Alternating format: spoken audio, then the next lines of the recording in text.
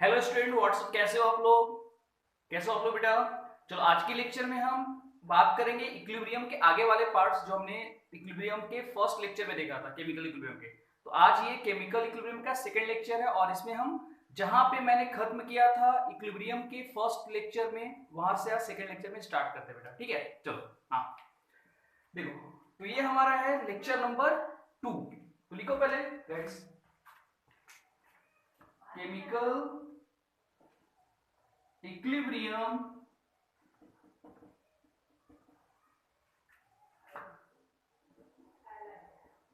Lecture number 2। ठीक है, लिखो सभी स्टूडेंट्स। देखो गाइस, आज के लेक्चर में बात करने वाले हैं characteristics of physical equilibrium. Characteristics, हालांकि मैंने यहाँ पे बताया भी था इसके बारे में, लेकिन मैं फिर से इसको बता रहा हूँ बेटा। ठीक है, कैरेक्टरिस्टिक्स ऑफ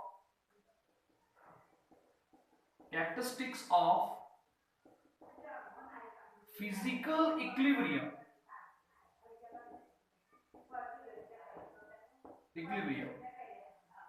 देखो सबसे पहला क्या है, देखो यहाँ पे तो सबसे पहला है guys, physical equilibrium always takes place in the close vessel. क्या है? Physical equilibrium, physical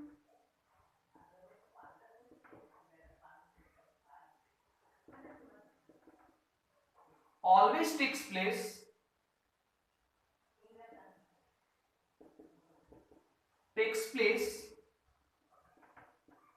in the closed vessel।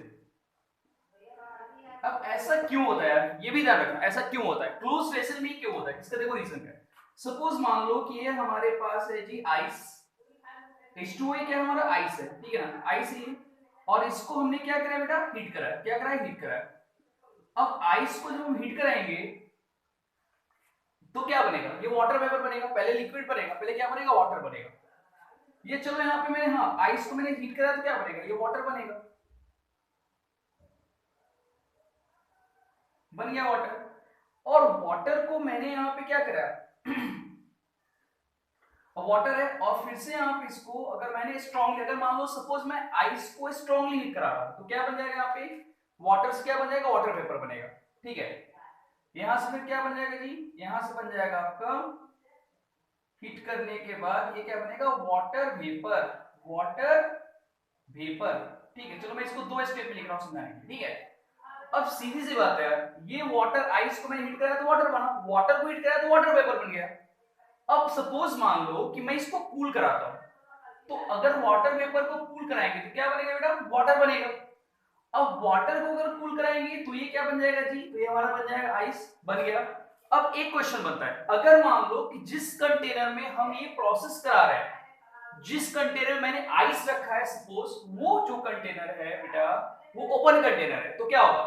होगा ये कि जब वाटर से पहले, ये आइस से वाटर तो बन जाएगा, और वाटर को जब हीट कराएंगे तो वाटर वेपर ही बनेगा, लेकिन ओपन होने के कारण पूरा का पूरा वाटर वेपर क्या हो जाएगा बेटा? बाहर निकल जाएगा।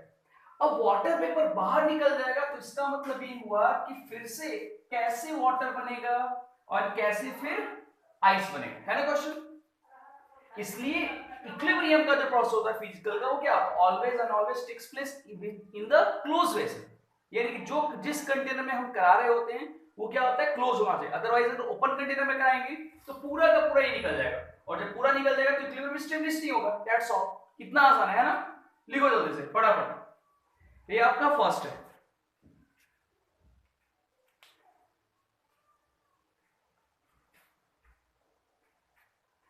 चलो लिख लिए, तो ये हो गया आपका फर्स्ट। चलो हम सेकंड बात करते हैं, कैरेक्टरिस्टिक्स ऑफ फिजिकल इक्विलिब्रियम का सेकंड पार्ट।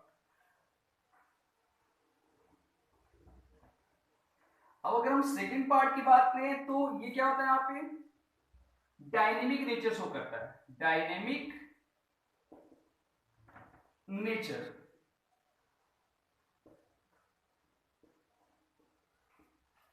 अब ये डायनेमिक नेचर का मतलब क्या होता है?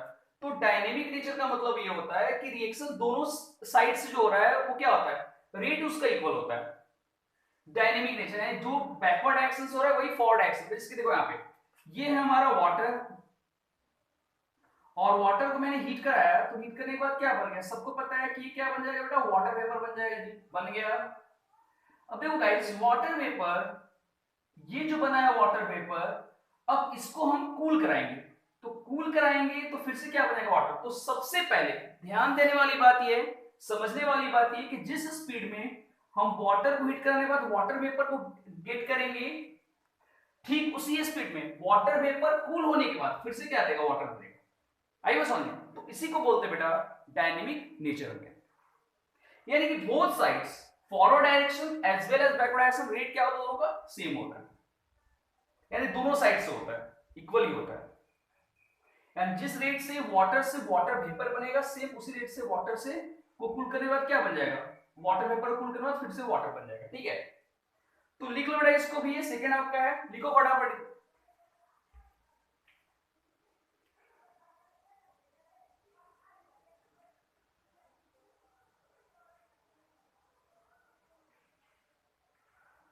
ठीक है जी, चलो सेकंड आप से थर्ड अब देखते हैं।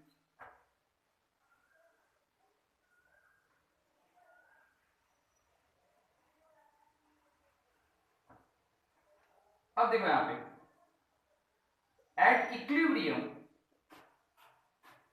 At equilibrium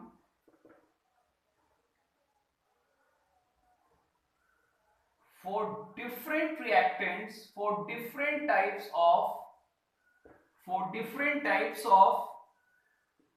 reactants, different types of reactants के लिए क्या होता है, at equilibrium for different types of reactant concentration to be क्या होता है, constant at constant टेम्परेचर, यानी कि देखो यहाँ पे एट इक्विलिब्रियम, एंड इक्विलिब्रियम के समय डिफरेंट टाइप्स ऑफ रिएक्टेंट्स अगर एक से ज्यादा है तो क्या होगा, कॉन्सेंट्रेशन क्या होगा, कांस्टेंट होगा, किस पे, कांस्टेंट टेम्परेचर पे। अगर टेम्परेचर कांस्टेंट है तो कॉन्सेंट्रेशन भी क्या होगा यहाँ पे, कांस्टेंट हो जाएगा। रिएक्टेंट्स एक से ज्यादा हो सकते हैं, आई वाज ऑन, तो क्या होगा, टेम्परेचर अगर कांस्टेंट है तो उसका कॉन्सेंट्रेशन भी क्या हो जाएगा, रिएक्टेंट का कांस्टेंट हो जाएगा। अब हम बात करते हैं फोर्थ के बारे में। अब देखो यहाँ पे ये क्या है हमारा, तो ये हमारा है कार्बन डाइऑक्साइड गैस, और ये क्या बना रहा है यहाँ पे, कार्बन डाइऑक्साइड एक्वस। बताओ दोनों में डिफरेंस क्या है। तो डिफरेंस यहाँ पे ये है कि ये जो है गैसियस है और ये क्या हो गया, एक्वस हो गया। यानी इसका मतलब ये हुआ कि इसमें कार्बन डाइऑक्साइड को हमने वाटर, यानी कि यहाँ पे वाटर भी ले लेंगे हम, चलो लेते हैं यहाँ पे carbon dioxide gas plus H2O भी ले लेते हैं। तो H2O लेने के बाद क्या बन गया, ये बन गया हमारा जी कार्बन डाइऑक्साइड एक्वस बन गया। तो कार्बन से कार्बन डाइऑक्साइड एक्वस बना, कब बना, जब वाटर मॉलिक्यूल के साथ क्या हुआ, रिएक्शन किया, तो वाटर के साथ जब ये डिसॉल्व हुआ। अब कहने का मतलब है कि हम इसको इक्विलिब्रियम के फॉर्म में कैसे लिखेंगे, तो बेटा इसको इक्विलिब्रियम के फॉर्म में लिखेंगे। यहाँ पे देखो इसको हम इक्विलिब्रियम के फॉर्म में लिखेंगे, प्रोडक्ट अपॉन रिएक्टेंट्स, यानी क्या लिखेंगे हम यहाँ पे, रेट इज इक्वल टू क्या लिखेंगे यहाँ पे, इक्विलिब्रियम के लिए क्या लिखें यहाँ पे, CO2 गैस, बल्कि यहाँ पे क्या हो जाएगा, CO2 carbon dioxide aqueous upon क्या हो जाएगा यहाँ पे, कार्बन डाइऑक्साइड गैस, क्या हो जाएगा, कार्बन डाइऑक्साइड गैस। और उसके बाद वाटर मॉलिक्यूल की बात करें तो वाटर मॉलिक्यूल को हम अगर कांस्टेंट कंसीडर कर लेते हैं तो वाटर को लिखने की जरूरत नहीं है, तो हम डायरेक्टली क्या लेंगे यहाँ पे, carbon dioxide aqueous upon carbon dioxide gas in the form of equilibrium. ठीक लो बेटा,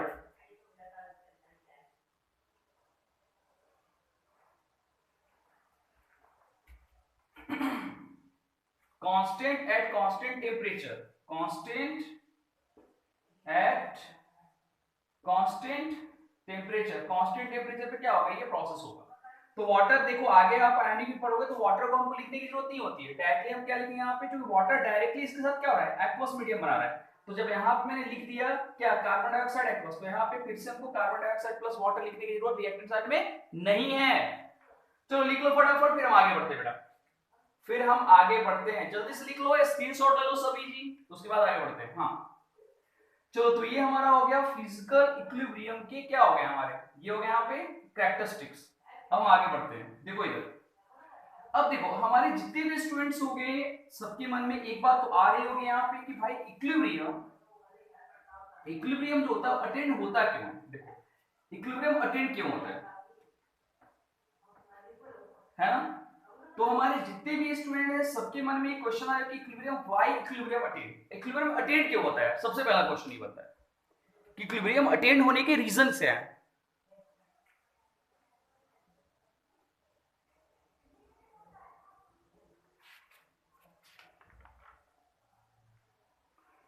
Why equilibriums are attained? तो देखो इक्विलिब्रियम अटेंड कैसे होता है, कब होता है, वो मैं आपको बता रहा हूं। देखो यहां पे ध्यान से,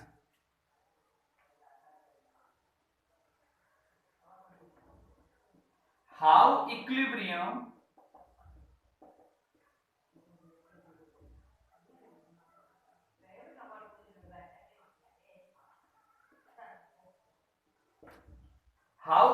अटेंड, यानी इक्विलिब्रियम कैसे अटेंड होता है बेटा। देखो बेटा, तो हमने यहाँ पे ग्राफ लिया जी, ये क्या हमारा यहाँ पे गिब्स, ये क्या है गिब्स एनर्जी सिस्टम है। यहाँ पे रिएक्शन इन प्रोग्रेस है। अब देखो यहाँ पे तो गिब्स एनर्जी होते हैं यहाँ पे, ये पॉइंट मैंने ले लिया कंसीडर कर लिया, ये पॉइंट को, इस पॉइंट से हम यहाँ पे आ गए, इस पॉइंट पे आ गए। तो ये पॉइंट जो हमारा है इसको हमने क्या कंसीडर किया, रिएक्टेंट। क्या कंसीडर किया, रिएक्टेंट। ध्यान समझना, तो रिएक्टेंट्स की गिब्स एनर्जी की वैल्यू डिक्रीज होती है। क्या होती है, डिक्रीज होती है। देखो ये लगातार डिक्रीज हो रही है रिएक्टेंट्स की गिब्स एनर्जी। अब गिब्स एनर्जी क्या होता है, हमारे सभी स्टूडेंट ने थर्मोडायनेमिक्स में पढ़ा होगा, वैसे मैं शॉर्टकट में बता भी दूंगा गिब्स एनर्जी होती क्या है। अब आप देखो यहाँ पे, तो ये एक्चुअल में हो क्या रहा है यहाँ पे, तो देखो ये क्या यहाँ पे, ये रिएक्टेंट्स है और रिएक्टेंट्स की गिब्स एनर्जी घटती है। और देखो इस पॉइंट पे आकर के रिएक्टेंट्स की गिब्स एनर्जी काफी कम हो गई, यानी एकदम लोअर हो गई। इसी पॉइंट को हम बोलते हैं इक्विलिब्रियम, जहां पे गिब्स एनर्जी की वैल्यू बहुत ही कम हो जाती है, मिनिमम। अब फिर से यहां से गिब्स एनर्जी की वैल्यू देखो बढ़ना स्टार्ट हो गया, और ये पॉइंट हम कंसीडर करते हैं क्या, ये हम करते हैं third, and this is called product. तो देखो पहले गिब्स एनर्जी की वैल्यू जो होती है बेटा वो डिक्रीज करती है, और जहां पे सबसे कम डिक्रीज करेगी दैट पॉइंट, यानी minimum value of Gibbs energy, minimum energy means maximum stability, minimum energy मतलब क्या हो गया यहाँ पे, मैक्सिमम स्टेबिलिटी, यानी कि स्टेबिलिटी क्या होगी यहाँ पे, सबसे ज्यादा होगी। ठीक है, तो दिस पॉइंट इज कॉल्ड, यहाँ पे क्या होगा, यही इसी पॉइंट पे क्या होता है, इक्विलिब्रियम अटेंड होगा, इक्विलिब्रियम अटेंड होगा। देखो यहाँ इस पॉइंट पे नोट करो। अब देखो जैसे ही यहां से बढ़ेगा, देखो बढ़ना यहां से स्टार्ट किया, यहाँ पे जिस इस पॉइंट पे आ गए तो क्या होगा, जहां पे गिब्स एनर्जी की वैल्यू सबसे ज्यादा होगी वो पॉइंट क्या कहलाएगा, प्रोडक्ट कहलाएगा। क्या कहलाएगा, प्रोडक्ट। और जहां पे रिएक्टेंट्स की गिब्स एनर्जी वैल्यू सबसे कम होगी वो पॉइंट क्या कहलाएगा, इक्विलिब्रियम पॉइंट। तो मिनिमम एनर्जी मैक्सिमम स्टेबिलिटी, तो इस तरह से बेटा इस वाले पॉइंट पे क्या होता है जी, इक्विलिब्रियम अटेंड होता है किसी भी रिएक्शंस के लिए। कौन सी रिएक्शन, जो रिएक्शन रिवर्सिबल होता है, जिसमें रिएक्शन फॉरवर्ड एक्शन से भी होता है और बैकवर्ड एक्शन से भी होता है, प्रोडक्ट बनता है। ठीक है, तो इसको आप नोट कर लो, बहुत इंपॉर्टेंट। गिब्स एनर्जी क्या होता है, तो बेटा गिब्स एनर्जी का मतलब होता है कि energy used for the useful work, यानी कि एक ऐसी एनर्जी जिसका यूज हम यूजफुल वर्क के लिए करते हैं। गिब्स एनर्जी के बारे में डिटेल में आपको बताऊंगा थर्मोडायनेमिक्स में। फिलहाल मैं एक इक्वेशन बताता हूं यहाँ पे। गिब्स एनर्जी को हम डेल्टा जी से शो करते हैं, delta is equal to delta H minus T delta S. अब ये होता क्या है, ये आपको पढ़ना है थर्मोडायनेमिक्स में। Delta G is equal to delta H minus T delta S. Delta G change in Gibbs energy, delta H क्या हो गया, एंथैल्पी, टी हो गया टेम्परेचर, एंट्रोपी चेंज। तो ये पूरा का पूरा अभी आपको यहाँ पे लेना देना भी नहीं है कुछ, सिर्फ आपको ये समझना है कि गिब्स एनर्जी से गिब्स एनर्जी डिक्रीज करेगी तो क्या होगा। अब गिब्स एनर्जी पार्टिकुलरली क्या होता है वो मैं आपको बताऊंगा थर्मोडायनेमिक्स। तो आप ये मान के चलो कि जहां पे बेटा गिब्स एनर्जी की वैल्यू मिनिमम होगी, मिनिमम, वहां पे इक्विलिब्रियम अटेंड होगा। क्या अटेंड होगा, इक्विलिब्रियम। और इस पॉइंट को मिनिमम एनर्जी का मतलब मैक्सिमम स्टेबिलिटी, और जैसे जैसे गिब्स एनर्जी की वैल्यू बढ़ेगी ऊपर, वहां पे प्रोडक्ट बनेगा। तो इस पॉइंट को हम बोलेंगे प्रोडक्ट। That's all. लिख लो कॉपी में, जल्दी से लिखो, स्क्रीनशॉट लो। तो अब यहां पे हमारे जितने भी स्टूडेंट्स हैं सबको ये तो समझ में आ गया कि how equilibrium attained for any reactions in which reactants form to products and products again change into the reactant. That's all.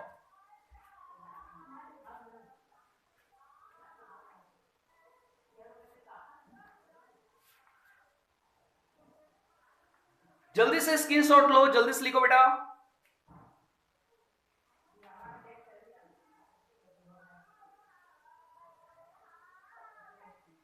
चलो ठीक है जी, आगे बढ़ते हैं हम।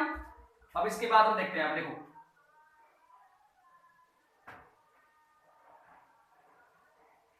अब देखो खास करके जेडब्ल्यू नीट की बात करें तो ये क्वेश्चन आता है, ऐसे क्वेश्चन पूछे the value of Gibbs energy minimum, तो क्या होगा वहां पे इक्विलिब्रियम अटेंड होगा, मैक्सिमम वैल्यू पे अटेंड होगा, या जब वैल्यू कांस्टेंट रहेगा तो आपको लिखना है वहां पे where minimum value of Gibbs energy therefore equilibrium then start, यानी वहां पे क्या होगा इक्विलिब्रियम अटेंड होना स्टार्ट। चलो देखो यहां पे कॉन्सेप्ट ऑफ केमिकल इक्विलिब्रियम। अब हम बात करते हैं, नया टॉपिक है जिसका नाम है concept of chemical equilibrium.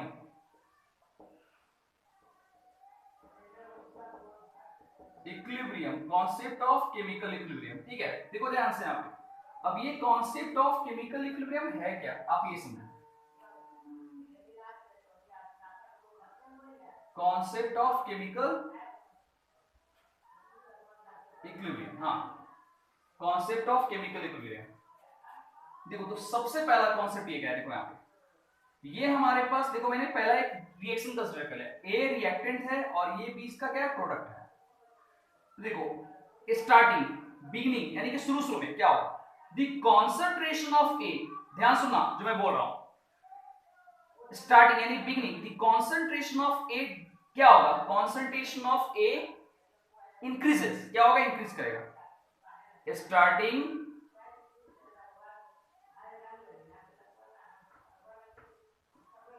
the concentration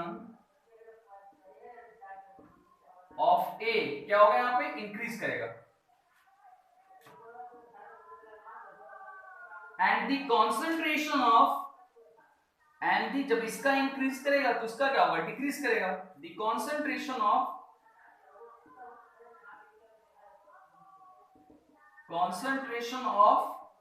B क्या होगा यहां पे, B का कॉन्सेंट्रेशन क्या होगा यहां पे, अब ये इंक्रीज करेगा क्या होगा डिक्रीज होगा। लेकिन ये बात कब की है, ये बात स्टार्टिंग की है जब हमारे पास कोई रिएक्शन है तो, but after completion of reaction होने के बाद देखो जी ध्यान सुनना, रिएक्शन होने के बाद ये बात कब की है, जब हमारे पास रिएक्टेंट्स है प्रोडक्ट्स दिया, उसके बाद रिएक्टेंट्स यानी कि रिएक्टेंट्स है और प्रोडक्ट बनना है तब की बात है। तब ऐसे केस में क्या होता है कि रिएक्टेंट का ये कॉन्सेंट्रेशन क्या होता है यहाँ पे बढ़ता है इंक्रीज करता है, और प्रोडक्ट का क्या होता है डिक्रीज होता है। लेकिन आफ्टर कंप्लीशन ऑफ रिएक्शन बनने के बाद क्या होता है उल्टा हो जाता है, द कॉन्सेंट्रेशन आफ्टर कंप्लीशन, देखो मैं लिखता हूं after completion of reaction complete होने के बाद क्या होता है यहाँ पे, द कॉन्सेंट्रेशन ऑफ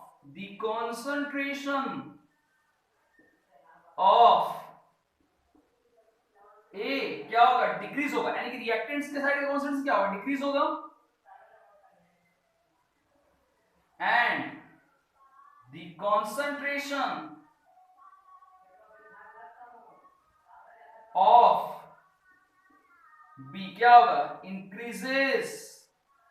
तो ये चीज ध्यान रखें, तो रिएक्शन के पहले ए का कॉन्सेंट्रेशन बढ़ेगा, रिएक्टेंट का कॉन्सेंट्रेशन बढ़ेगा, और रिएक्शन होने के बाद बी का कॉन्सेंट्रेशन क्या होगा बेटा बढ़ेगा। तुम लिख लो इसको, जल्दी से लिखो, स्क्रीनशॉट लो जल्दी से फटाफट।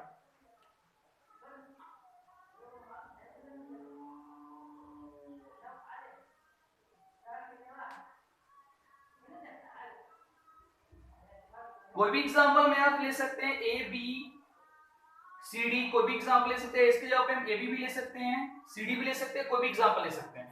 तो स्टार्टिंग में क्या होता है, जो रिएक्टेंट के साइड के होते हैं उनका कॉन्सेंट्रेशन क्या होता है मैक्सिमम होता है, और बाद में रिएक्टेंट्स का कॉन्सेंट्रेशन क्या होता है घटता है, और प्रोडक्ट का बनता है कब रिएक्शन के कंप्लीट होने के बाद। तो ये चीज नोट करना है यहाँ पे, तो रिएक्शन होने के पहले और रिएक्शन होने के बाद क्या होता है ये जानना बहुत जरूरी है। चलो आगे बढ़ते हैं, चलो ये तो स्टार्टिंग का था कॉन्सेप्ट, हम आगे बढ़ते हैं। तो सबसे पहला कॉन्सेप्ट क्या है समझो यहां पे आप, सबसे पहला कॉन्सेप्ट क्या है ये आप समझो। Various concepts of chemical equilibrium, various concepts of chemical equilibrium।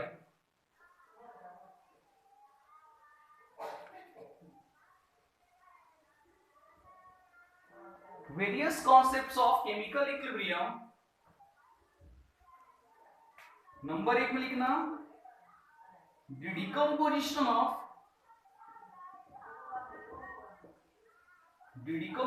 of CaCO3 in the closed vessel,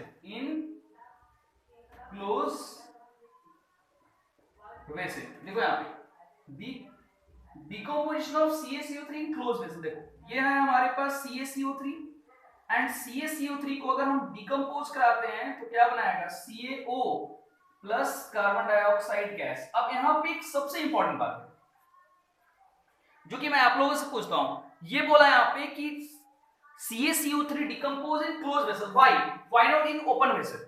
बताओ आप लोग, जैसे मैंने बताया था आपको CaCO3 का डिकम्पोजिशन यहाँ पे क्लोज वेसल में क्यों हो रहा है, ओपन वेसल में क्यों नहीं हो रहा है, रीजन क्या है इसका। तो इसका सिर्फ और सिर्फ रीजन ये है कि अगर मान लो कि मैं अगर ओपन वेसल में कराता हूं तो क्या होगा, पूरा का पूरा यहाँ पे carbon dioxide gas escaped out हो जाएगा, बाहर निकल जाएगा। तो जब पूरा का पूरा यहाँ पे कार्बन डाइऑक्साइड गैस बाहर निकल जाएगा तो इक्विलिब्रियम कैसे अटेन होगा, बताओ होगा अटेन, नहीं होगा ना, इसलिए क्लोज वेसल में हम कराते हैं।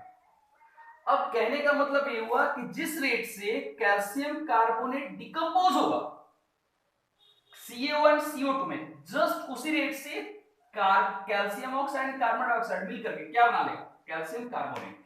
नोट डाउन करो, यानी कि दोनों साइड्स के रेट क्या होंगे बेटा, सेम होंगे।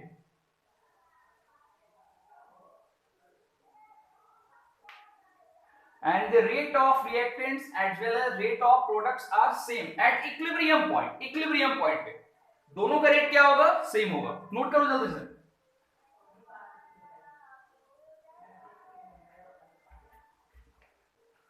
At equilibrium point the rate of reaction of, note करो बेटा, at equilibrium point the rate of reaction of reactants as well as products are constant। क्या होंगे, कांस्टेंट। देखो यहाँ पे, अब इसको समझाने के लिए मैं एक ग्राफ लेता हूं, आप लोग बताता हूं। देखो यहाँ पे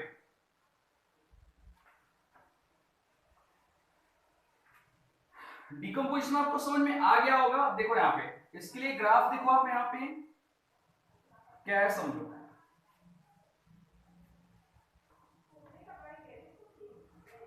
ये है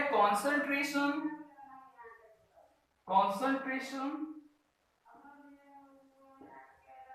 और ये है टाइम, ठीक है। तो अब देखो ये रिएक्टेंट्स का कॉन्सेंट्रेशन क्या हो रहा है भाई, डिक्रीज हो रहा है। एंड इधर साइड में देखो, अब यहाँ पे प्रोडक्ट का कॉन्सेंट्रेशन क्या हो रहा है, इंक्रीज हो रहा है। तो रिएक्टेंट्स का कौन सा, अभी जस्ट मैंने बोला था कि रिएक्शन के कंप्लीट होने बाद after completion of reaction the reactant का कॉन्सेंट्रेशन क्या होगा, डिक्रीज होगा एंड प्रोडक्ट का कॉन्सेंट्रेशन इंक्रीज होगा। अब ये पॉइंट देखो, ये वाला पॉइंट, ये इस पॉइंट को, इस पॉइंट को आप ध्यान से देखो, ये पॉइंट जहां पे दोनों यहां पे मिल रहा है, देखो मिल रहा है, बताओ। तो this is called equilibrium point at which the concentration of reactants is equal to the, यानी कांस्टेंट, यानी जहां पे क्या है रिएक्टेंट का कांसेंट्रेशन और प्रोडक्ट कांसेंट्रेशन दोनों क्या बेटा सेम है। नोट डाउन करो इसको जल्दी से।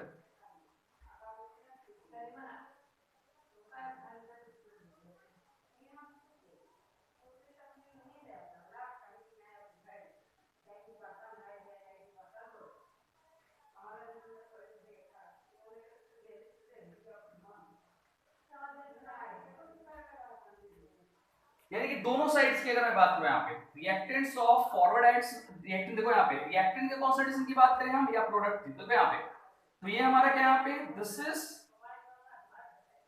ये क्या यहाँ पे प्रोडक्ट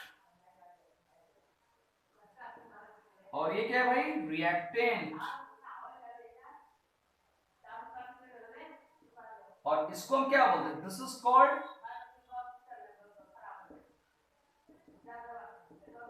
इक्विलिब्रियम। लिखो बेटा आप जल्दी से लिखो, फटाफट लिखो यार, जल्दी से लिखो, लिख के लिखो, रिप्लाई करो, स्क्रीनशॉट लो जल्दी से।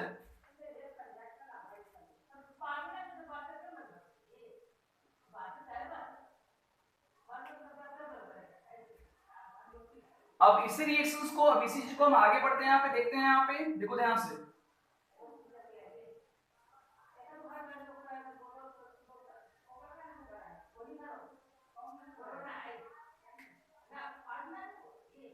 एट इक्विलिब्रियम, एट इक्विलिब्रियम, इस चीज को समझो, at equilibrium the rate of forward direction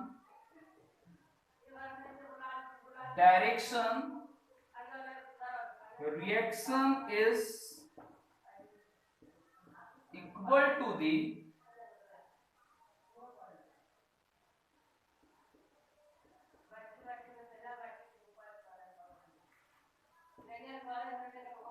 direction.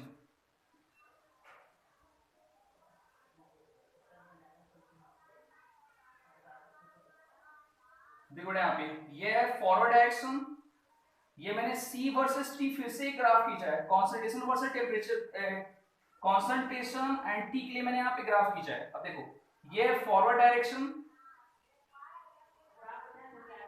Forward direction, और ये क्या है जी, बैकवर्ड डायरेक्शन, बैकवर्ड डायरेक्शन। अब देखो यहाँ इस पॉइंट को हम क्या बोलते हैं, this called equilibrium point, equilibrium point, जहां पे दोनों के क्या हो रहा है, दोनों के रेट क्या हो रहे हैं, इक्वल हो रहे हैं। लिख लो यहाँ बेटा, जल्दी से लिखो फास्ट, सेकंड ग्राफ है आपका।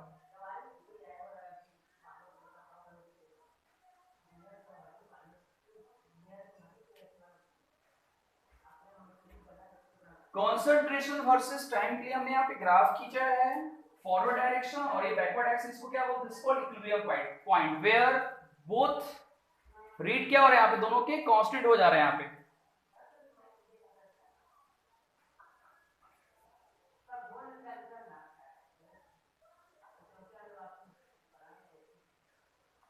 चलो ठीक है बेटा, वेल वेरी गुड, लिख लो यहाँ पे, सभी का हो गया लिखा हुआ, तो बहुत ही इंपॉर्टेंट है फॉरवर्ड एक्शन यहाँ पे। फॉरवर्ड बैकवर्ड क्या होता है पता है आपको यहाँ पे ऑलरेडी, जैसे कि मान लो कि यहाँ पे ये रिएक्टेंट्स है हमारे पास, मान लो कि इसके यहाँ पे N2 गैस है और ये हमारे पास O2 गैस है, तो रिएक्शन करके क्या बनाएगा, NO गैस बनाएगा, सबको पता है जी, सबको पता है।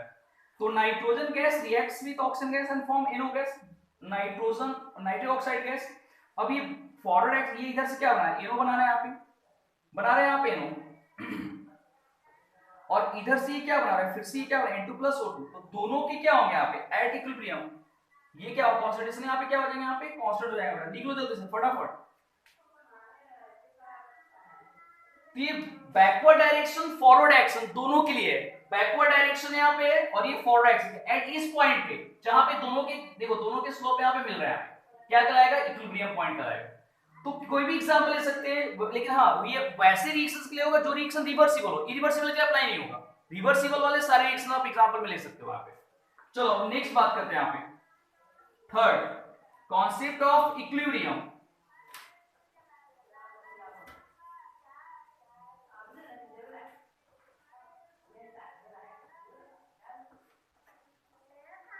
अब देखो यहाँ पे this is N2 gas, this is N2O4 gas, और ये क्या है भाई, ये बना रहा है पे twice NO gas, NO2 gas.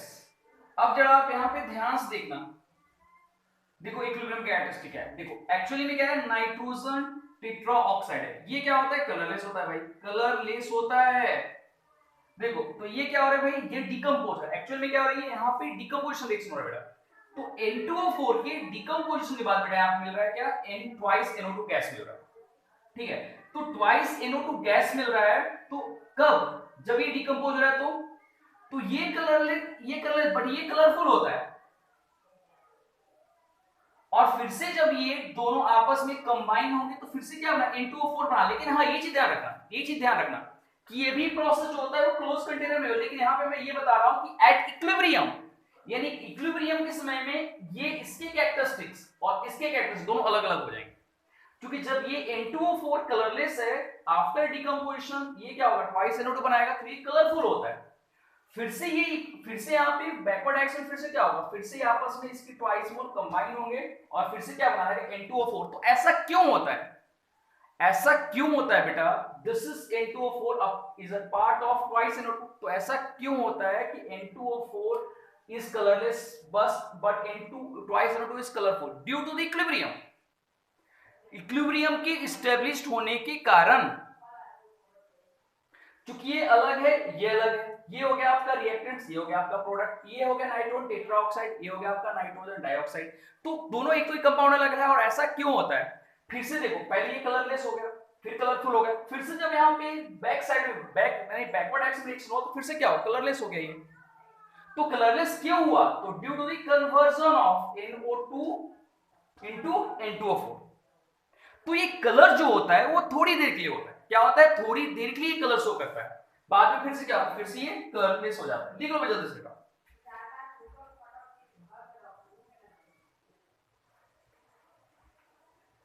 जल्दी से लिखो, यानी कि in the during equilibrium if a reactant is colourless, यानी कि इससे ये साफ ये रेडियस ब्राउन कलर का होता है, रेडियस ब्राउन कलर का होता है, तो हम बोल सकते हैं यहां पे कि during equilibrium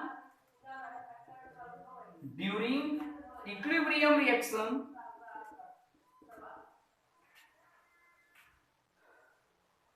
if reactant is colorless,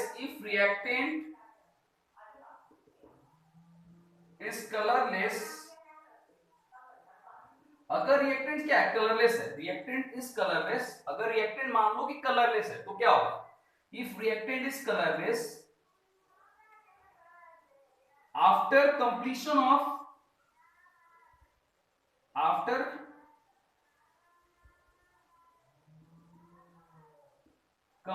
of equilibrium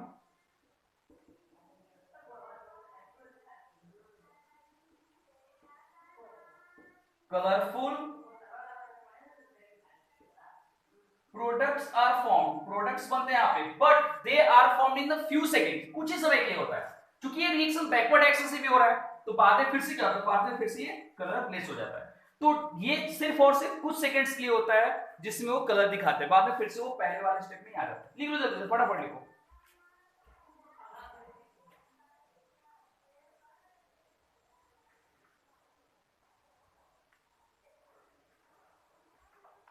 ठीक है वेल, चलो आगे बढ़ते हैं नेक्स्ट। अब एक और एग्जांपल देखो, आप इसके कॉन्सेप्ट्स की बात करें, एक और एग्जांपल देखो, आपने देखा होगा रिएक्शन होते हुए किसका, H2 एंड I2 का। देखो यहाँ पे ध्यान से, H2 क्या होता है, कलरलेस होता है। नेक्स्ट देखो यहाँ पे H2 क्या होता है जी, H2 गैस कलरलेस है, कलरलेस। I2 क्या होता है भाई, पर्पल कलर का होता है। जब दोनों कंबाइन होते हैं तो क्या बनता है, HI बनता है यहाँ पे, ये भी गैसियस है, ये क्या होता है, ये कलरलेस होता है, कलरलेस होता है।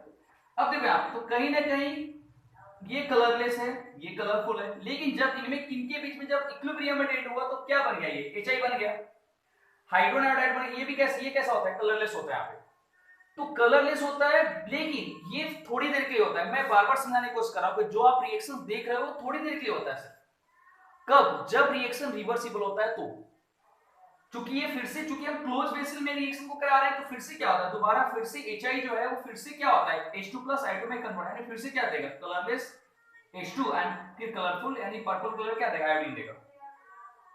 तो इसी को हम बोलते हैं डायनेमिक नेचर। डायनेमिक नेचर का मतलब क्या, यानी कि जिस रेट से बोल सकते हैं यहाँ पे H2 I2 मिलकर के कलरलेस HI बना रहा है, ठीक उसी रेट से फिर से बैक साइड में HI ब्रेक होगा और फिर से hydrogen colourless and purple colour क्या देगा, आयोडीन देगा। बहुत ही आसान कॉन्सेप्ट है।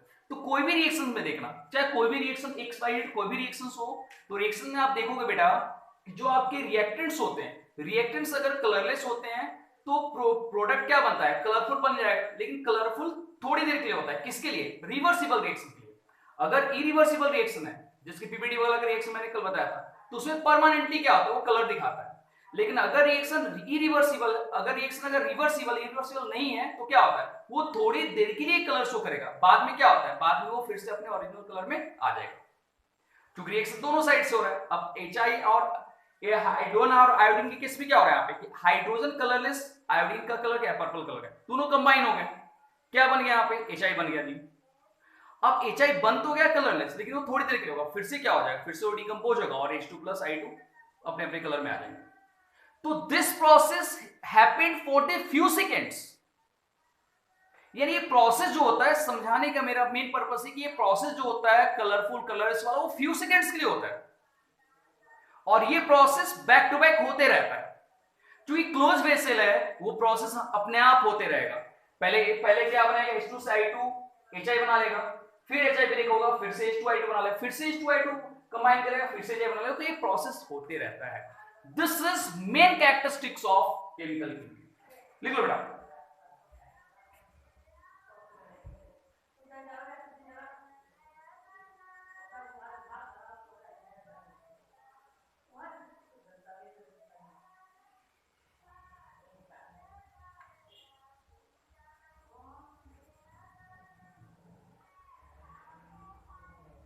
तो ऐसे बहुत सारे रिएक्शंस हैं, ऐसे बहुत सारे एग्जांपल है जिसमें आप देखोगे, तो आप ये चीज ध्यान रखना कि किसी भी केमिकल रिएक्शन में, एक बार फिर से रिपीट कर, उसको नोट कर लो आप, for any chemical reaction, for specially irreversible reactions, if colours are formed by the products, either reactants, these color are only for few seconds। Colour क्या होता है, थोड़ी देर के लिए होता है, वो कलर बाद में क्या होता है, चेंज होते रहता है, क्योंकि वो स्टेबल नहीं होता है, क्योंकि रिवर्सिबल रिएक्शन होता है। ठीक है बेटा, चलो आगे बढ़ते हैं।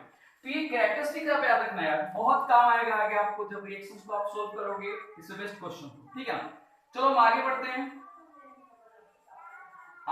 हैं, देखो यहाँ पे सभी स्टूडेंट, तो हमारे जितने भी सभी को इतना तो पता चल गया और कुछ पॉइंट्स, इक्विलिब्रियम क्यों अटेंड होता है, डायनेमिक नेचर क्या होता है। अब हम बात करते हैं कैरेक्टरिस्टिक। तो लिखो सभी स्टूडेंट्स, जैसे हमने फिजिकल कैरेक्टरिस्टिक के बारे में देखा था, ठीक उस तरह से अब हम बात करते हैं केमिकल कैरेक्टरिस्टिक्स के बारे में। तो characteristics of chemical equilibrium, physical equilibrium characteristic हमने देखे थे, अब हम बात करते हैं characteristics of physical equilibrium.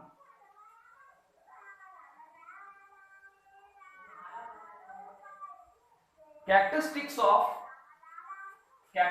of chemical equilibrium, characteristics of chemical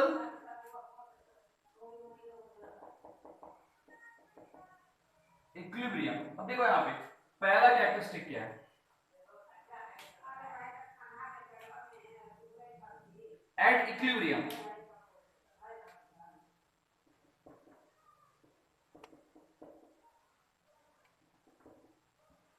the concentration of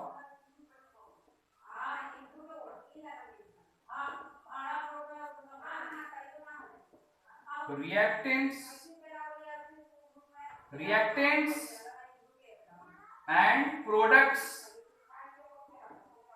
are constant। अब देखो, अगर मान लो कि कोई रिवर्सिबल रिएक्शन है, जैसे मान लो कि मैंने यहाँ पे एग्जांपल लिया H2 plus Br2 gives HBr।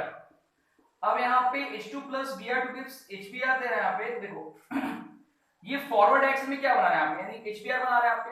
तो अब जो इसका कॉन्सेंट्रेशन, ध्यान देना, जो इसका कॉन्सेंट्रेशन सेम वही कॉन्सेंट्रेशन बेटा इसका भी रहेगा, कॉन्सेंट्रेशन में दोनों के कोई चेंजिंग नहीं आएगा, हमेशा वही रहेगा। कब, इक्विलिब्रियम पॉइंट पे, यानी कि अगर रिएक्शन हो रहा है यहाँ पे तो दोनों का कॉन्सेंट्रेशन क्या होगा, कांस्टेंट रहेगा, हमेशा हमेशा कांस्टेंट रहेगा, चाहे कोई भी रिएक्शंस आप ले लो, ये ले लें या फिर और भी एग्जांपल ले सकते हैं यहाँ पे N2 gas plus O2 gas gives twice NO gas. तो इस रिएक्शन की केस में देखोगे यहाँ पे, तो सबसे पहला कैरेक्टरिस्टिक और मेजर कैरेक्टरिस्टिक है कि एट इक्विलिब्रियम, अगर किसी रिएक्शंस में इक्विलिब्रियम अटेंड हो रहा है तो रिएक्टेंट्स के एंड प्रोडक्ट के कॉन्सेंट्रेशन कांस्टेंट होते हैं, उनके कॉन्सेंट्रेशन में कोई चेंजिंग नहीं आता है। आई बात समझ में? तो इसको नोट डाउन करो बेटा, at equilibrium the concentration of reactants and the concentration of products are constant, there are no change of concentration of reactants and products।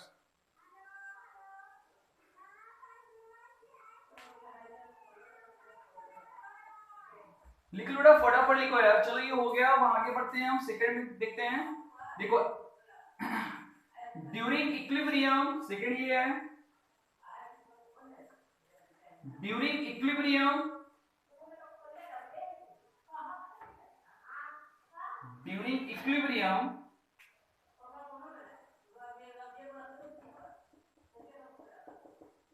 During equilibrium rate of forward direction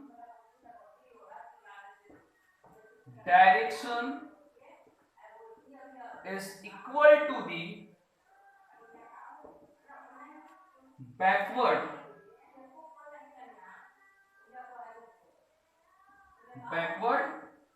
direction.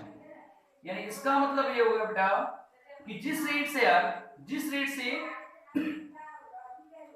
Forward direction reaction हो रहा है, ठीक उस rate से क्या होगा, backward direction reaction होगा। अब रेट का देखो, जैसे मान लो मैंने एक सिंपल सा एग्जांपल लिया, कौन सा एग्जांपल लिया भाई, तो मैंने एग्जांपल लिया यहाँ पे H2 gas reacts with Cl2 gas, तो ये क्या बना रहा है भाई, ट्वाइस HCl गैस बना रहा है, और इसका रेट कितना है, तो rate K is equal to यहाँ पे दिया हुआ है भाई 1.01 इंटू 10⁻⁻² दिया हुआ है, इसका रेट दिया हुआ है। तो देखो यहाँ पे इस रिएक्शन का रेट कितना दिया हुआ है, तो रेट इज इक्वल टू दिया हुआ है यहाँ पे, rate is equal to, rate को हम K से डिनोट करते हैं, तो रेट इज इक्वल टू कितना दिया हुआ, 1 इंटू 10⁻⁻² दिया हुआ है यहाँ पे। तो जिस रेट से H2 प्लस Cl2 मिलकर के ट्वाइस HCl बना रहा है, तो इसका रेट कितना होगा, 1.01 इंटू 10⁻⁻²। सेम वही रेट रिवर्स में भी होगा, कितना, 1.01 इंटू 10⁻⁻²। इसका मतलब दोनों के रेट सेम होंगे, and this is called dynamic nature. क्या बोलते हैं इसको, this is called dynamic nature, dynamic nature. यानी दोनों के रेट क्या होते हैं बेटा, कांस्टेंट होते हैं, दोनों इक्वल रेट से होते हैं। लिख लो जल्दी इस कॉपी में, फटाफट लिखो।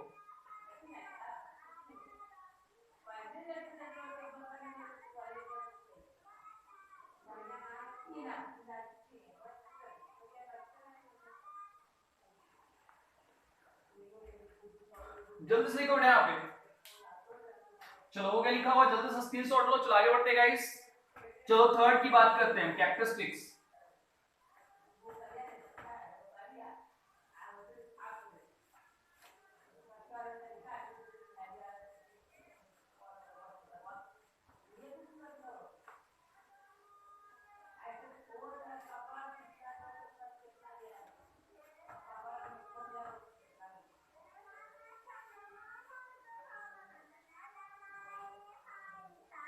हम बात करते हैं थर्ड कैरेक्टरिस्टिक। तो थर्ड कैरेक्टरिस्टिक कहता है कि equilibrium state, equilibrium attend either side of products, side of reactants. देखो यहाँ पे equilibrium for any chemical reaction, for any chemical reaction, for any chemical reaction, यानी किसी केमिकल रिएक्शन के लिए, for any chemical reaction equilibrium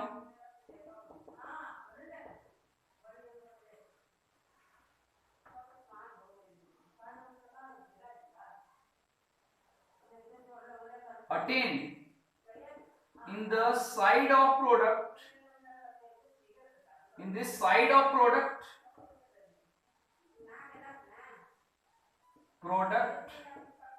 or the side of reactant, or the side of reactant, यानी किसी के साइड, किसी side में भी इक्विलिब्रियम हो सकता है, रिएक्टेंट के साइड में भी हो सकता है और प्रोडक्ट के साइड में भी हो सकता है। सिंपल सा एग्जांपल है, दिस इज N2O4, क्या देगा भाई, ये ट्वाइस NO देगा गैस। देखो तो इक्विलिब्रियम आइदर फॉरवर्ड एक्शन से अटेंड हो सकता है इधर से, या तो फिर बैकवर्ड एक्शन से भी हो सकता है। ऐसा कुछ नहीं कि एक ही डायरेक्शन से होगा, क्योंकि रिएक्शन रिवर्सिबल है, लॉजिकली है। हाँ एक साइड से अटेंड होता है, किसमें, जो इरिवर्सिबल रिएक्शन होते हैं। तो जो इरिवर्सिबल रिएक्शन होते हैं उनमें क्या होता है बेटा, इक्विलिब्रियम सिर्फ और सिर्फ क्या होता है, एक ही साइड से अटेंड होता है। लेकिन जो रिवर्सिबल रिएक्शन होते हैं उनमें या तो रिएक्टेंट साइड से भी अटेंड हो सकता है, या तो फिर प्रोडक्ट के साइड से भी हो सकता है।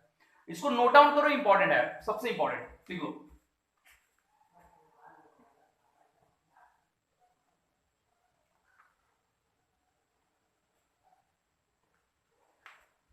लिख लो जल्दी से गाइस, स्क्रीनशॉट लो, फिर आगे बढ़ते हैं नेक्स्ट।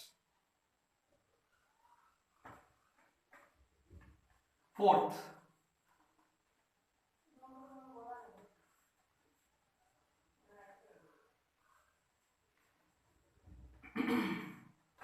अब आपका फोर्थ जो कि इंपॉर्टेंट है, देखना है यहां पे, कैटलिस्ट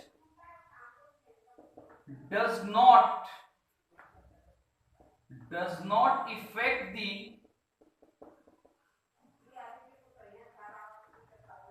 rate of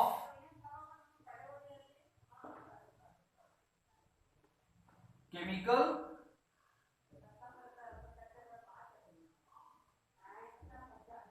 equilibrium। देखो यहाँ पे कैटलिस्ट जो होते हैं, देखो आपने देखा होगा कई सारे रिएक्शन देखा होगा जिसमें कैटलिस्ट यूज होता है। तो कैटलिस्ट का काम क्या है? तो कैटलिस्ट बेटा सिर्फ और सिर्फ रिएक्शन को के रेट को बढ़ाने में हेल्प करता है। कैटलिस्ट के बारे में अगर बात करें तो कैटलिस्ट का काम होता है सिर्फ और सिर्फ रिएक्शन को रेट को बढ़ाना। उससे इक्विलिब्रियम पे कोई इफेक्ट नहीं पड़ता है, इक्विलिब्रियम पे कोई इफेक्ट नहीं पड़ता है, यानी इक्विलिब्रियम स्टेबलिस्ट ही रहता है। सपोज अगर मान लो कि मैं अगर एग्जांपल को समझाने के लिए आपको यहाँ पे मैं एक example N2 gas plus H2 gas, ठीक है, ध्यान से देखना यहाँ पे, और ये मिलकर क्या बनाएगा? यहाँ पे NH3 गैस बनाएगा। यहाँ पे कैटलिस्ट यूज होता है Fe2O3, मॉलिब्डेनम यूज होता है एज ए प्रमोटर। अब देखो यहाँ पे ये इस पे कोई इफेक्ट नहीं पड़ेगा। जिस रेट से नाइट्रोन हाइड्रोजन बना रहा है, हाइड्रोजन रिएक्शन कर रहा है और NH3 बना रहा है, ठीक उसी रेट से NH3 डिकम्पोज होगा और इसके डिकम्पोजन के बाद क्या मिलेगा? N2 प्लस H2 मिलेगा। तो एक लाइन में बोल सकते हैं कैटलिस्ट डज नॉट, यानी कि बोल सकते do not effect the, catalyst do not effect the chemical equilibrium, rate of chemical equilibrium. Rate of chemical equilibrium को वो क्या करता है? कोई इफेक्ट नहीं करता है। जिस रेट से आपका प्रोडक्ट बन रहा है ठीक उस रेट से आपका रिएक्टेंट्स भी बनता है। बहुत इंपॉर्टेंट, नोट करो इसको। Catalyst does not effect the rate of chemical reaction, यानी कैटलिस्ट से उसके रेट पे कोई इफेक्ट नहीं पड़ता है। सपोज डिकम्पोज, देखो यहाँ पे दिस इज KClO3, इसको हम MnO2 के साथ ले जाएंगे, तो ये क्या है हमारा भाई? MnO2 है, ठीक है। तो KClO3 है बेटा, MnO2 है, क्या देगा ये? KCl plus O2 gas. अब देखो यहाँ पे KCl प्लस O2 गैस दे रहा है यहाँ पे। अब यहाँ पे कहने का मतलब ये हुआ कि यहाँ पे जिस रेट से KCl डिकम्पोज हो रहा है, बैलेंस करो यार, और ये डिकम्पोज हो क्या दे रहा है यहाँ पे? KCl प्लस O2 दे रहा है यहाँ पे, उसी रेट से KCl प्लस O2 मिलकर के KCl बनाएंगे, यानी कि there are no effect of catalyst on the rate of chemical reaction. Catalyst only effect the, क्या करता है यहाँ पे? कैटलिस्ट जो होता है वो सिर्फ रेट को बढ़ाने में हेल्प करता है, बाकी इक्विलिब्रियम दोनों साइड से स्टेबिलिटी का होता है। यानी कि रेट, यानी कि इक्विलिब्रियम के रेट में कोई इफेक्ट नहीं पड़ता है, सिर्फ ये रिएक्शन के रेट को बढ़ाता है। यानी जिस तरह से जिस साइड से, यानी इक्विलिब्रियम में अगर रिवर्सिबल है तो रिवर्सिबल ही रहेगा। अब ऐसा नहीं है, अब देखो, अब इस पे एक स्टूडेंट ने मेरे से क्वेश्चन पूछा था कि सर मान लो कि कोई अगर रिएक्शन इरिवर्सिबल है, और अगर मान लो कोई रिएक्शन इरिवर्सिबल है, तो क्या कैटलिस्ट देकर हम उसको रिवर्सिबल कर सकते हैं? बिल्कुल नहीं कर सकते। कोई रिएक्शन मान लो कि इरिवर्सिबल है, कोई भी रिएक्शन ले लो, तो जो इरिवर्सिबल रिएक्शन क्या हम कैटलिस्ट देकर उसको रिवर्सिबल कर सकते? नहीं कर सकते, क्योंकि इक्विलिब्रियम अटेन ही नहीं होगा। लेकिन अगर जिसमें इक्विलिब्रियम अटेंड हो रहा है उसमें कैटलिस्ट कोई इफेक्ट नहीं करता है, इक्विलिब्रियम दोनों साइड से होता है, सिर्फ रेट बढ़ता है रिएक्शन। दैट्स ऑल, नोट करो इसको।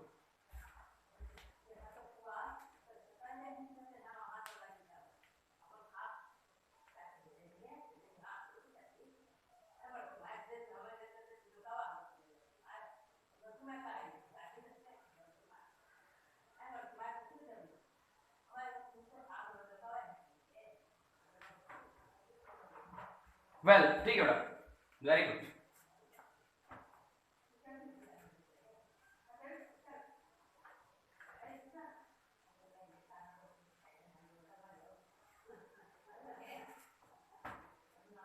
अब लास्ट पॉइंट लिखो इसका, equilibrium do not attain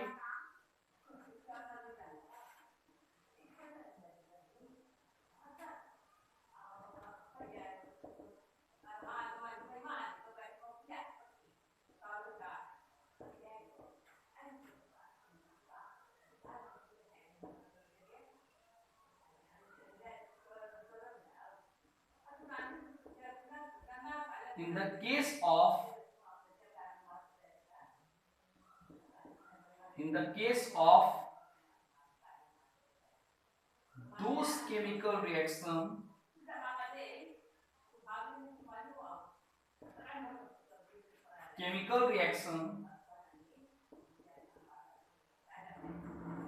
in which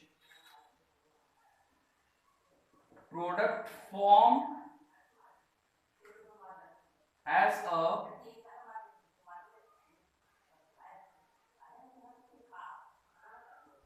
PPD or in aqueous medium। देखो वही बात आ गई फिर से, यानी वैसे केमिकल रिएक्शन में इक्विलिब्रियम अटेन नहीं होगा जिस रिएक्शन में प्रेसिपिटेट बनता है।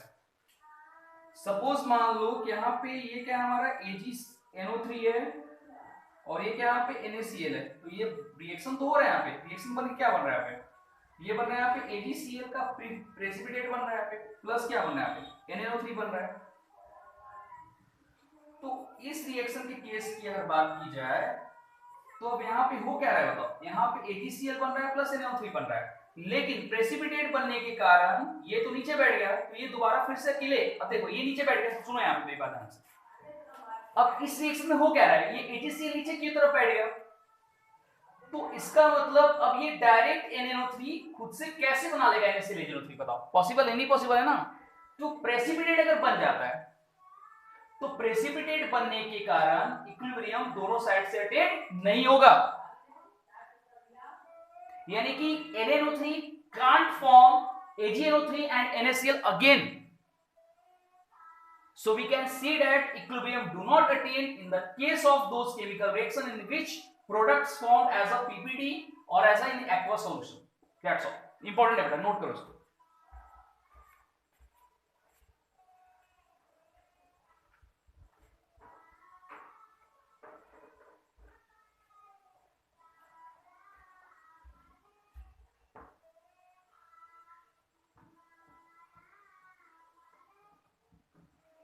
चलो ठीक है, सबने लिख लिया, well very well very well. चलो आगे बढ़ते हैं।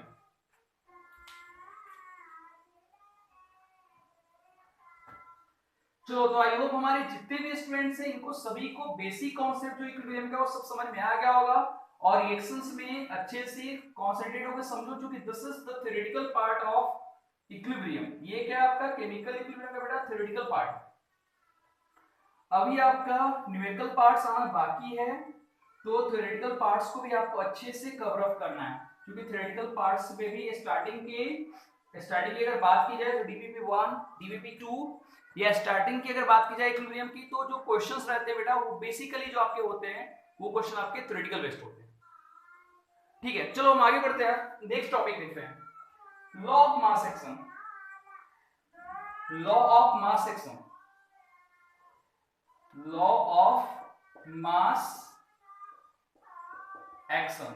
लॉ ऑफ मास एक्शन है क्या पहले समझो, बहुत ही छोटा सा टॉपिक है, ये टॉपिक है छोटा सा लेकिन इंपॉर्टेंट टॉपिक है बेटा।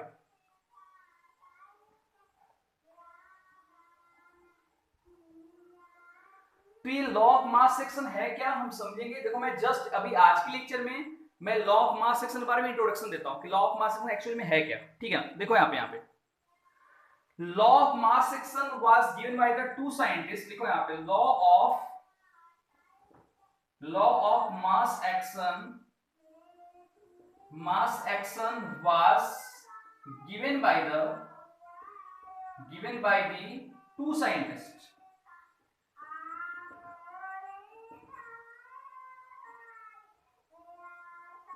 दो साइंटिस्ट ने मिलकर के दिया लॉ ऑफ मास एक्शन। एक साइंटिस्ट का नाम था गुल्डबर्ग, GULDBERG, गुल्डबर्ग। दूसरे का नाम था बेटा एंड वैग, WAGG। हालांकि देखो ये JEE का वो क्वेश्चन है, पूछा है कि law of mass section given by the scientist, यानी कि लॉ ऑफ मास सेक्शन कौन साइंटिस्ट ने दिया था, तो किसने दिया था, गुल्डबर्ग एंड वैग ने दिया था। बेटा नोट करो इसको, नोट डाउन करो।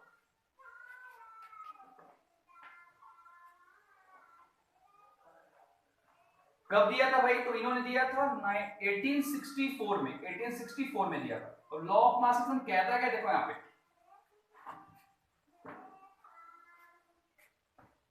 लॉ ऑफ मास सेक्शन कहते किससे, देखो यहाँ पे जस्ट इंट्रोडक्शन, नेक्स्ट लेक्चर में इसकी डिटेल हम पढ़ेंगे, तो जस्ट मैं आपको इंट्रोडक्शन देता हूं। Rate at which, note down करो आप लोग भी, rate at which, the rate at which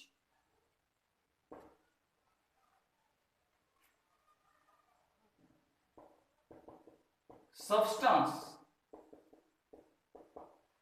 the rate at which substance react is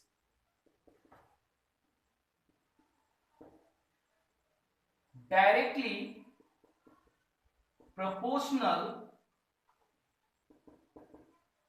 क्या, directly proportional to its active mass,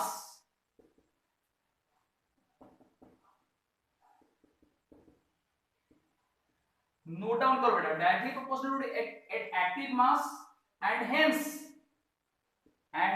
the rate of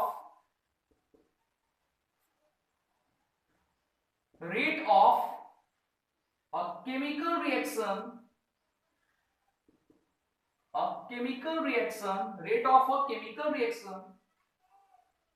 is proportional to the product, rate of chemical reaction is proportional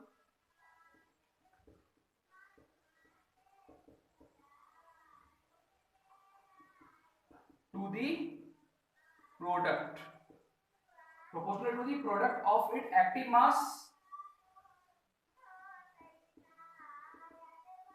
active mass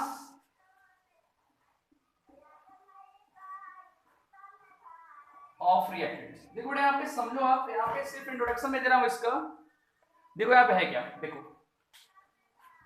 और rate at विच, यानी जिस rate से कुछ, देखो rate at which substance reacts, यानी जिस rate से substance react कर रहा है किसी भी केमिकल रिएक्शन में, proportional to the its active mass, वो क्या होता है, एक्टिव मास क्या होता है, डायरेक्टली प्रोपोर्शनल होता है। यानी जिस, मान लो कोई भी सब्सटेंस केमिकल रिएक्शन पार्टिसिपेट हो रहा है, तो जिस रेट से वो पार्टिसिपेट हो रहा है वो रेट उसका एक्टिव मास की क्या होता है, डायरेक्टली प्रोपोर्शनल होता है। Active mass, rate at which substance react directly proportional to its active mass and hence the rate of chemical reaction का rate is proportional to the product of its active mass of reactants। यानी कि सीधी सी बात है, कहने का मतलब ये हुआ, एक लाइन में अगर मैं इसको समराइज करके बताऊं तो कहने का मतलब ये हुआ कि रेट, जिस रेट से कोई भी सब्सटेंस यानी कि रिएक्टेंट्स, जिस रेट से रिएक्टेंट प्रोडक्ट बनाएगा तो क्या होगा, उसी रेट से प्रोडक्ट फिर से रिएक्टेंट बनाएगा, और दोनों क्या होंगे, दोनों जो होंगे बेटा वो एक्टिव मास के क्या होंगे, डायरेक्टली प्रोपोर्शनल होंगे। यानी कि rate of reactants and the rate of product both are directly proportional to the active mass. वो एक्टिव मास क्या होगा, डायरेक्टली प्रोपोर्शनल होगा, चाहे रिएक्टेंट्स की बात करें या प्रोडक्ट की बात करें, तो दोनों क्या होंगे, दोनों के जो रेट होंगे केमिकल रिएक्शन के, वो एक्टिव मास के क्या होंगे, डायरेक्टली प्रोपोर्शनल होंगे। समझ आई बस में, जिस कोई भी रिएक्शन ले लो आप एक्स वाई जेड।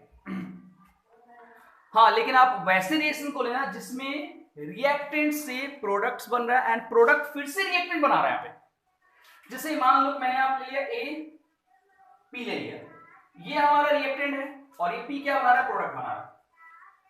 तो ए हमारा रिएक्टेंट है और ये पी प्रोडक्ट बना रहा है, तो कहने का मतलब ये हुआ कि इसका रेट, जिस रेट से ये प्रोडक्ट बना रहा है, ये directly proportional to active mass, directly proportional to active mass. अब देखो, अब जिस रेट से ये बना रहा है प्रोडक्ट, फिर से ये बना रहा है यहाँ पे, डायरेक्टली प्रोपोर्शनल टू क्या होगा यहाँ पे, directly proportional to active mass of A.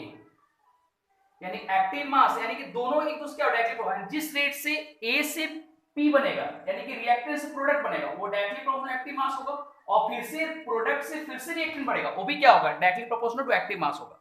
यानी कि दोनों के रेट, रिएक्टेंट्स के रेट या प्रोडक्ट के रेट, दोनों जो होंगे वो एक्टिव मास के directly proportional for any chemical reaction. तो नोट डाउन करो गाइस, बहुत इंपॉर्टेंट है। हालांकि इसके बाद इसमें अभी और भी बताना है मुझे कि एक्टिव मास एक्चुअल में होता क्या है, एग्जांपल के साथ में बताऊंगा, तो उसके लिए आपको एक लेक्चर वेट करना पड़ेगा, वो हम थर्ड लेक्चर में देखेंगे बेटा, ठीक है ना। तो जस्ट मैंने अभी लेक्चर में आपको इंट्रोडक्शन दिया है कि एक्टिव मास होते क्या है। नेक्स्ट लेक्चर में हम इसका आगे का पार्ट देखेंगे बेटा, ठीक है। तो wish you all the best, आज के लिए इतना ही, नेक्स्ट लेक्चर में आगे बढ़ेंगे बेटा, बाय।